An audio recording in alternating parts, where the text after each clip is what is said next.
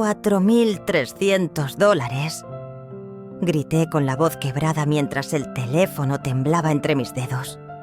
La factura estaba ahí, en la pantalla fría y silenciosa, acompañada de un correo tan impersonal que parecía enviado por un banco. No por la esposa de mi hijo. Hola, Martina. Solo para que lo tengas presente, ya hicimos el pedido del catering para Navidad. Álvaro usó tu tarjeta, era lo más cómodo. El total fue $4.300. Lo entregarán directamente en casa. Espero que esté bien. No había saludo cálido. No había una invitación. No un... Te esperamos con ilusión, mamá. No un... Los niños están deseando verte. Solo una notificación. Un recibo. Un recordatorio claro de lo que soy para ellos, una cuenta bancaria con nombre de madre. Me senté al borde del sofá con las piernas flojas. Mi árbol ya estaba montado. Las luces parpadeaban sin alegría en la esquina del salón. Hacía apenas unas horas había sacado las galletas del horno, las de anís y canela, que tanto le gustaban a Álvaro cuando tenía 8 años. Encima del mueble reposaban los regalos cuidadosamente envueltos, un juego de química para Leo, una bufanda tejida para Sofía y un suéter gris para mi hijo, igual al que solía llevar su padre antes de morir. Todo eso lo hice creyendo que aún era parte de su vida, que aún contaba, pero ese correo me desmoronó. No porque hayan encargado comida, sino porque yo no estaba invitada a comerla. Intenté convencerme de que faltaba otro mensaje. Revisé la bandeja de entrada, la carpeta de spam. Nada. Llamé a Álvaro, directo al buzón de voz. Horas después llegó un mensaje de texto. Hola, mamá. Perdona que no respondí antes. Este año está todo apretado. Hay mucha gente en casa y los niños tienen amigos invitados. Solo quería asegurarme de que la comida estaba cubierta. Gracias otra vez. Eres la mejor. Eres la mejor. Las palabras más vacías que he leído. La mejor qué. La mejor tonta. La mejor patrocinadora de fiestas familiares a las que no asiste. Mi corazón se encogió. Cada frase era una bofetada. Está todo apretado. Pero sí hay espacio para amigos. Mucha gente en casa. Pero no hay sitio para mí. Solo quería asegurarme de que la comida estaba cubierta, como si esa fuera mi única función. Miré mi sala como si fuera un museo de recuerdos rotos. Cada detalle reflejaba una ilusión. El mantel navideño bordado a mano, el Belén de cerámica que compramos juntos en Granada. Cuando Álvaro era pequeño, las bolas doradas con los nombres de mis nietos, colgando del árbol. Todo preparado para una Navidad que no iba a suceder, al menos no conmigo. Y entonces el silencio cayó sobre mí como una nevada repentina, no una nevada bonita, una que te congela los huesos. Me levanté con las piernas rígidas, caminé a la cocina y abrí el cajón donde guardaba los sobres navideños. Había preparado 105 prendas para las medias de los niños. Pensaba entregárselo con un abrazo. Volví a cerrar el sobre y lo guardé sin decir una palabra. Me senté frente a la mesa y contemplé el vacío. No lloré. No aún. Primero vino la incredulidad, luego la rabia y después esa tristeza antigua. La que no grita, la que se instala en silencio y te roba el aliento. Recordé todo lo que hice por Álvaro. Las veces que trabajé turnos dobles en el hospital para pagarle la universidad. Las noches sin dormir cuando se separó y volvió a casa con 2 niños pequeños y el alma hecha trizas. Las cenas que preparé para él cuando estaba deprimido, los recibos de luz que pagué, sin que se enterara las veces que cuidé a sus hijos, mientras él y su mujer se iban de escapada. Y ahora, esto, una factura, un gracias hueco, Ni una silla reservada para mí. Volví a leer el correo. El pecho me dolía, no físicamente. Era otro tipo de dolor, el que sientes cuando descubres que ya no eres necesaria. O peor aún, que nunca lo fuiste. Me levanté. Fui al rincón del armario donde guardo la vieja caja de metal. Saqué un billete de $1. Lo metí en un sobre. Escribí con letra firme: si no tengo lugar, no pagaré la mesa. Lo sellé. Lo dejé en el buzón. Esa noche apagué las luces del árbol. Guardé las galletas en una caja de lata. No lloré. Solo me senté junto a la ventana y vi caer la nieve. Todo estaba en silencio. Pero por primera vez ese silencio no me dolía. Se sentía liberador. No era yo la que fallaba. Era ellos los que habían dejado de ver, de valorar, de querer. Y esa fue la noche en que dejé de decir sí. La noche en que con un sobre y un billete me elegí a mí misma. La mañana siguiente me desperté temprano. No porque tuviera algo que hacer, ni porque me esperara alguien. Simplemente abrí los ojos con el corazón pesado, como si mi cuerpo supiera que algo dentro de mí había cambiado. Caminé por el pasillo en silencio, arrastrando las zapatillas contra la madera vieja.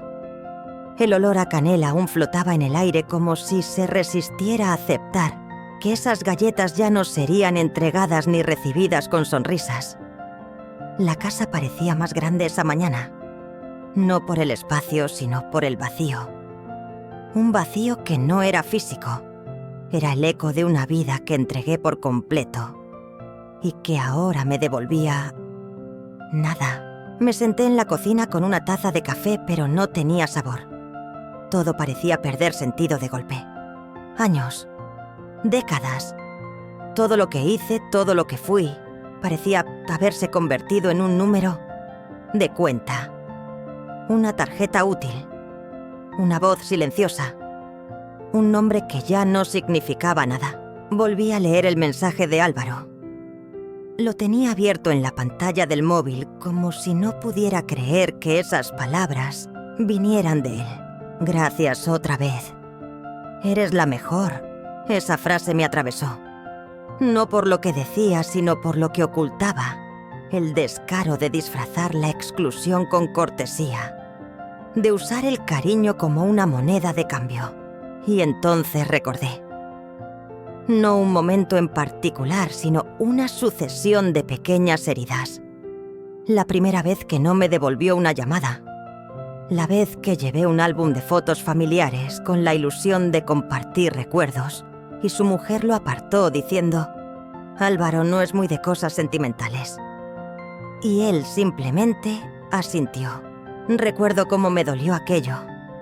Cómo fingí una sonrisa mientras sentía el corazón apretado. Y aún así, seguí yendo. Seguí horneando. Seguí ofreciendo ayuda. Porque creía que el amor se demostraba persistiendo, incluso cuando no era recíproco. Pero lo cierto es que hay un momento en que una madre deja de ser madre. No porque lo decida, sino porque su hijo deja de verla. Yo me convertí en algo funcional. Como una silla. Como una lámpara. Siempre ahí. Siempre encendida. Hasta que alguien decide apagarla sin siquiera mirar. Aquella mañana abrí un cajón del salón. Allí guardo cosas que nadie más ve. El dibujo de Álvaro con témperas cuando tenía 6 años. Un mug que me regaló por el Día de la Madre con el mensaje: la mejor mamá del mundo, escrito a mano. Un recibo arrugado de una tienda de juguetes donde compré el cochecito de bomberos que tanto quería. Todas esas cosas que conservé, pero que él ya olvidó. Me di cuenta entonces, yo había hecho todo lo posible por permanecer en su vida, incluso cuando él ya me había sacado de ella. No fue de golpe. No hubo una pelea. Solo la indiferencia constante disfrazada de: es que estamos ocupados, es que los niños tienen mucho lío, es que no hemos tenido tiempo. Todo ese no hay tiempo acabó construyendo una muralla entre nosotros. Y del otro lado yo me fui quedando sola. Decidí revisar mis cuentas, no para castigar, sino para abrir los ojos.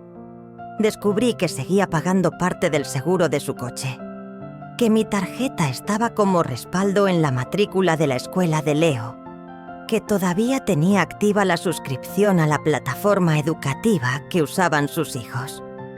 Cosas que Álvaro me pidió por un par de meses, hace más de 2 años. Nunca más lo mencionó. Ni para agradecer, ni para devolverme el control. Y yo, por no incomodar, lo permití. Pero ese día, entre el silencio de mi salón y el peso de tanta soledad, entendí una verdad que duele. Yo me convertí en una herramienta, en un soporte, en un fantasma con nombre de madre. Apagué todas las luces navideñas, no por rabia, sino porque por fin entendí que no brillaban para mí. Ese mismo día fui al banco. Pedí cancelar todas las vinculaciones de mis tarjetas con cuentas ajenas. Pagué el saldo pendiente del mes y di la orden de cerrar el acceso. Me preguntaron si había ocurrido algún fraude. No respondí. Simplemente he dejado de querer sostener lo que nunca me sostuvo a mí. Volví a casa con una paz extraña.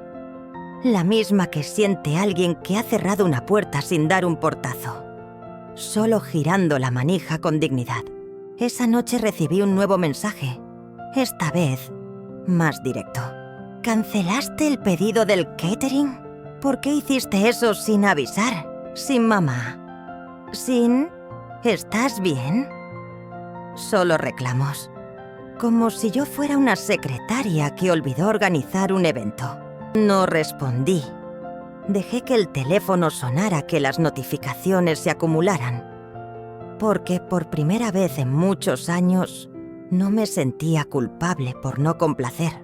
Al contrario, me sentía viva. Dolida sí, pero viva. Miré el árbol navideño apagado con los regalos aún debajo. Pensé en llevárselo, pero luego comprendí que no eran para ellos. Eran para esa parte de mí que aún soñaba con que las cosas fueran diferentes. Los dejé ahí, como un altar silencioso a todo lo que fui, a todo lo que ya no quiero volver a ser. Porque esa fue la primera Navidad en la que en lugar de estirarme para encajar, me recogí para sanar. El sonido del timbre me sobresaltó. No era esperado. Nadie venía a visitarme ya. Me asomé por la mirilla y ahí estaba. El cartero dejando un sobre blanco en el buzón. Pensé que sería propaganda, pero al tomarlo entre mis manos reconocí la letra de Álvaro. Rápida, casi desganada. No lo abrí. No aún. Lo dejé sobre la mesa como si quemara, como si contuviera una bomba envuelta en papel. Volví al sofá. Encendí la radio, pero las voces me parecieron huecas. Todo sonaba distante desde que abrí los ojos aquella mañana. No había pasado ni una semana desde que cancelé el pedido del catering y corté los pagos automáticos. Y sin embargo, parecía otra vida. Esa mañana, al revisar mis cuentas una última vez, hice algo más. Escribí en una hoja todo lo que había pagado por ellos en los últimos 12 meses. El seguro del coche, la matrícula escolar, la reparación del lavavajillas, los uniformes de los niños. Un préstamo personal que Álvaro me pidió solo por 3 meses y nunca devolvió. Total 21.380 euros. 21.000. Y ni una palabra de agradecimiento. Ni una sola vez me preguntaron: ¿puedes, mamá? ¿Estás bien de dinero? Simplemente lo asumieron. Como se asume que el sol sale cada mañana. Como si mi generosidad fuera eterna. Como si mi cuenta corriente no tuviera fondo. Como si yo no tuviera derecho a decir basta. Tomé ese papel, lo doblé en 4 y escribí encima una sola palabra: no. No más abusos disfrazados de cariño. No más silencios obligados. No más ausencias fingidas. Guardé el papel en mi cajón más íntimo y respiré. Por primera vez en años respiré sin culpa. Horas después llegaron los mensajes. Mamá, ¿cancelaste lo del catering? Nos avisaron que el reembolso ya fue procesado. No podemos entrar a la cuenta de la luz. ¿Cambiaste la contraseña? El banco dice que ya no estás asociada a nuestra hipoteca. ¿Qué está pasando? No había un ¿cómo estás? No había un perdona si te hicimos daño. Solo urgencia. Problemas. Yo al parecer era la que mantenía todo funcionando. Y al quitarme todo se les vino abajo. Y no me sentí culpable. Me sentí reconocida. No como madre. No como abuela. Sino como la columna que llevaba años sosteniendo. Una casa que nunca me reservó una habitación. Después vino la llamada. No la atendí. Después el buzón de voz. Mamá, esto es ridículo. Necesitábamos esa comida. Los niños esperaban con ilusión la fiesta. ¿Por qué haces esto? ¿Te parece justo? Justo. Me pareció curioso que hablara de justicia, quien me había borrado de la Navidad como si fuera una molestia. Justo era enviarme una factura sin invitarme. Justo era que mi nieta me conociera más, como la señora de los regalos que como su abuela. No iba a explicarme. Esta vez el silencio hablaría por mí. Al día siguiente Álvaro escribió otra vez. También bloqueaste la tarjeta compartida. Nos ha rebotado el recibo del colegio. Me limité a mirar el mensaje. Ni siquiera lo abrí por completo. Porque no era una pregunta sincera. Era una acusación disfrazada. Y justo cuando pensaba que no podían bajar más, llegó el mensaje de su esposa. Nos has dejado en evidencia. ¿Sabes cómo se sintieron los invitados cuando se canceló todo? Tu nombre salía en la factura, Martina. Nos humillaste. Tuve que sentarme. No por debilidad, sino porque sentí cómo la indignación se mezclaba con una risa amarga. Humillación. No sabía nada de lo que era eso. Humillación es esperar cada Navidad un abrazo que no llega. Es fingir que no duele cuando te dejan fuera del retrato familiar. Es llevar un pastel que nadie come, un regalo que nadie abre, un recuerdo que nadie menciona. Si había una persona que había tragado su orgullo durante años, era yo, ahora que ya no estaba. Ahora sí me veían. Ahora sí preguntaban. Ahora sí suplicaban. Pero ya era tarde. El precio del olvido no lo marca quien olvida. Lo marca quien fue ignorado. Por la tarde sonó el timbre. Y esta vez me asomé por la ventana. Era Álvaro, solo, sin su esposa, con el rostro descompuesto. Golpeó la puerta con suavidad al principio. «Mamá, ¿estás ahí?» No respondí. Él siguió. «No supe todo lo que hacías, nunca lo contabas, pero ahora que ya no estás todo se cae y no sé por dónde empezar».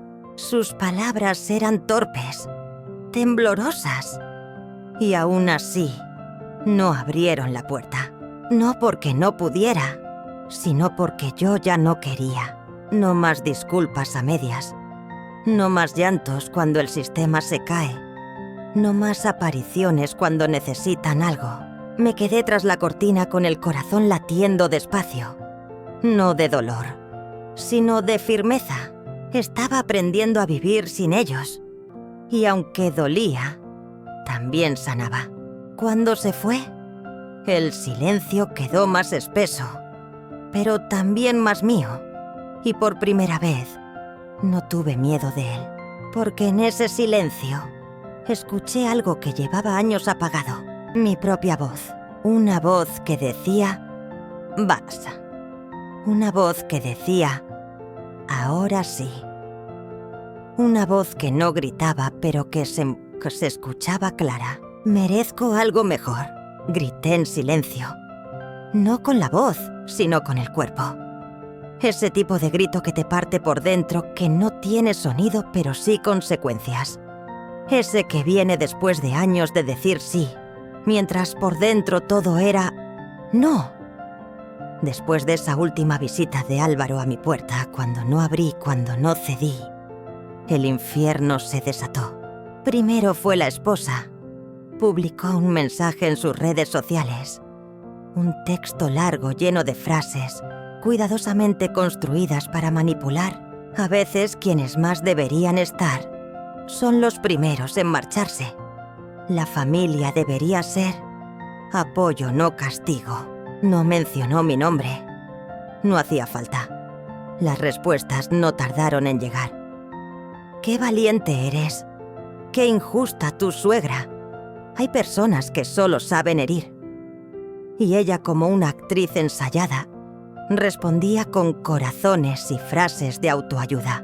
Leí cada palabra con un nudo en la garganta, no de culpa, sino de rabia contenida.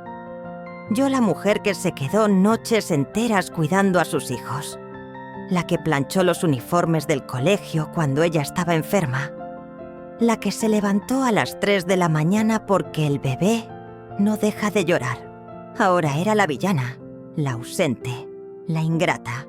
Pero esta vez no me iba a defender. No iba a escribir un comentario. No iba a llamarla. Porque yo conocía la verdad. Y por fin eso me bastaba.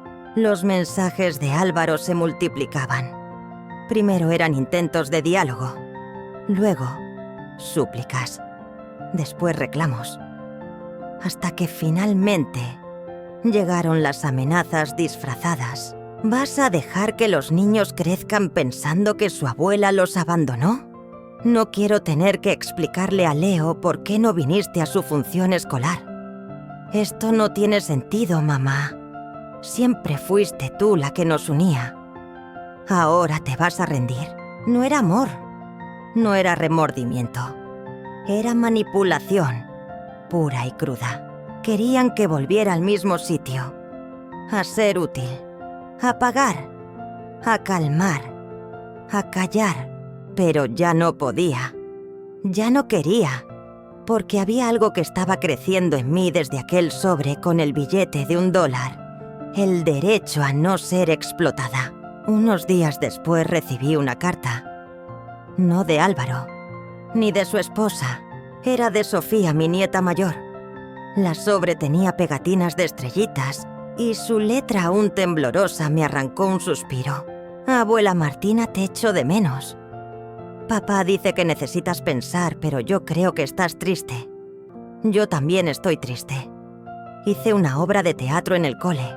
Fui un árbol. Si hubieras venido te habrías reído mucho. Mamá dice que no es culpa tuya, pero nadie me dice qué pasa. Solo quiero que sepas que yo sí quiero verte. Siempre te quiero. Sofía, lloré. Esta vez sí. Pero no por culpa, por amor, porque allí estaba intacto, puro. En medio de todo el egoísmo de los adultos, esa niña aún me veía. Aún me sentía. Aún me quería. Le respondí esa misma tarde, con mi mejor letra. Sin billetes, sin promesas, sin condiciones. Querida Sofía, yo también te echo de menos. Me encantaría haber visto tu obra. Seguro que fuiste el árbol más bonito del mundo. No estás sola, y yo estoy aquí aunque ahora esté un poco callada. A veces los adultos también necesitamos pensar. Pero mi amor por ti no cambia. Te quiero muchísimo. Abuela Martina.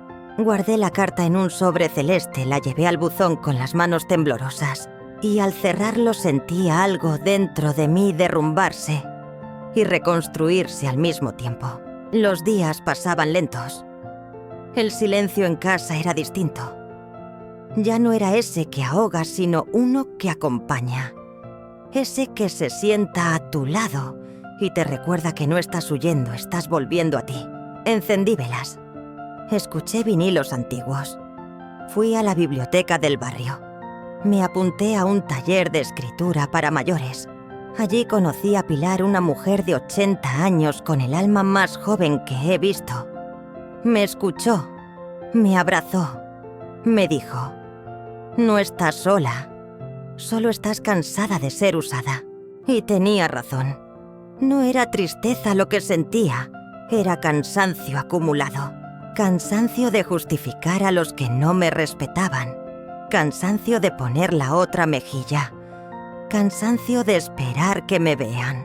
Una tarde, mientras preparaba té, sonó el teléfono. Era un número desconocido. ¿Martina era Álvaro?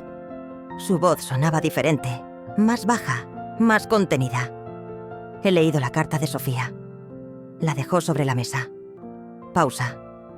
Sé que hicimos las cosas mal. No espero que me perdones ya. Solo quiero que sepas que estoy empezando a entender. Pausa larga. Mamá, tú siempre estuviste ahí. Y yo lo di por sentado. Yo no hablé. Él tampoco volvió a insistir. Solo dijo gracias por escribirle a Sofía. Y colgó. Esa noche no dormí. Pensé en todo. En lo vivido. En lo perdido. En lo que aún podía salvarse. No sentía que debiera perdonarlos. Aún no. Pero por primera vez no deseaba venganza. Solo verdad. Solo paz. Y quizás con tiempo, con espacio, podríamos encontrar un nuevo comienzo. Pero esta vez, desde el respeto, desde la conciencia, desde el amor maduro, no desde la deuda, no desde la conveniencia. Porque si algo he aprendido en esta Navidad es que el silencio duele, sí, pero también sana. Y yo, Martina, he empezado a sanar. No hubo fuego, no hubo gritos, no tiré nada al suelo, no rompí los adornos del árbol. Mi venganza comenzó en silencio con una taza de té en la mano y la espalda recta frente al ventanal, mientras veía caer la nieve y pensaba: no me deben solo dinero, me deben años de vida. Y eso ninguna disculpa vacía lo puede pagar. Ni el llanto de mi hijo, ni la carita triste de mi nuera pidiendo comprensión, ni siquiera el amor sincero de mis nietos, que aunque aún me quieren, han crecido en una casa donde me enseñaron a ser invisible. Así que decidí dejar de serlo. Ese mismo lunes fui a ver a mi abogada. Una mujer joven, pero con más firmeza en su voz que muchas personas que he conocido en mis 74 años. ¿En qué puedo ayudarte, Martina?, preguntó con una sonrisa amable. Yo abrí mi bolso, saqué una carpeta y la coloqué sobre su escritorio. Quiero revisar mi testamento, dije. Y también quiero hablar de una demanda por uso indebido de mis fondos. Abrió los ojos. ¿Contra quién, mi hijo? ¿Y su esposa? Silencio. Durante años han usado mis tarjetas, mis cuentas, mis propiedades, sin autorización formal, sin acuerdos. Tengo pruebas. Quiero dejar todo registrado. ¿Quieres llegar hasta el final?, preguntó, mirándome fijamente. Más que nunca respondí. Y no por venganza, por justicia y por mí. La abogada me ayudó a recopilar todo. Transferencias temporales que jamás regresaron. Compras con mi tarjeta sin mi firma. El catering de $4.300 con factura y corre. Pruebas de que mi nombre figuraba en la hipoteca. El seguro, las matrículas escolares. Todo sin consentimiento renovado. Todo porque asumieron que yo jamás diría nada. Lo preparé como si fuera un regalo de despedida. Pero no un regalo envuelto en papel brillante. Era un regalo de verdad. El final de mi silencio. Al día siguiente cambié mi testamento. Antes Álvaro era el heredero principal. Ahora no aparecía ni una sola vez. Toda mi herencia, los ahorros, el apartamento, las joyas de mi madre, las acciones que nunca supieron que tenía todo, fue destinado a una fundación para mujeres mayores, víctimas de abandono familiar. Y una parte especial guardada para Sofía y Leo, mis nietos, con la condición legal de que accedan a los fondos cuando cumplan la mayoría de edad, sin intervención de sus padres. Duro tal vez, justo más que nada en este mundo. El día en que Álvaro recibió la notificación de la demanda fue también su cumpleaños. Cruel coincidencia, ¿no, Neoni? Fuéseli el destino haciendo su trabajo. Me llamó desesperado. No respondí. Me escribió: ¿qué es esto? ¿Nos estás demandando? ¿De verdad vas a ir a hacer esto a tu familia? Leí el mensaje y me reí. Por fin me reí, porque ahí estaba el resumen perfecto de todo lo que había tolerado. Nos estás haciendo esto a nosotros. Como si ellos no me hubieran hecho nada durante años. Les respondí con un solo mensaje: frío, firme, final. Lo que hice fue poner límites. Lo que ustedes hicieron fue cruzarlos sin permiso durante demasiado tiempo. Nos vemos en el juzgado. Y bloqueé su número. Los días siguientes fueron un desfile de llamadas de números desconocidos. Periodistas locales, al parecer, alguien filtró la demanda. Una mujer mayor, madre ejemplar, había decidido alzar la voz contra su propio hijo por explotación económica. Y al parecer, eso era noticia. Me entrevistaron. No por venganza, sino por visibilidad. Conté mi historia sin rabia, pero con verdad. Las cámaras enfocaron mi rostro cuando dije: hay muchas Martinas en este país. Mujeres que dieron todo y recibieron olvido. Que financiaron la vida de otros mientras la suya se deshacía. Hoy hablo por todas ellas. El reportaje fue un éxito. Las redes estallaron.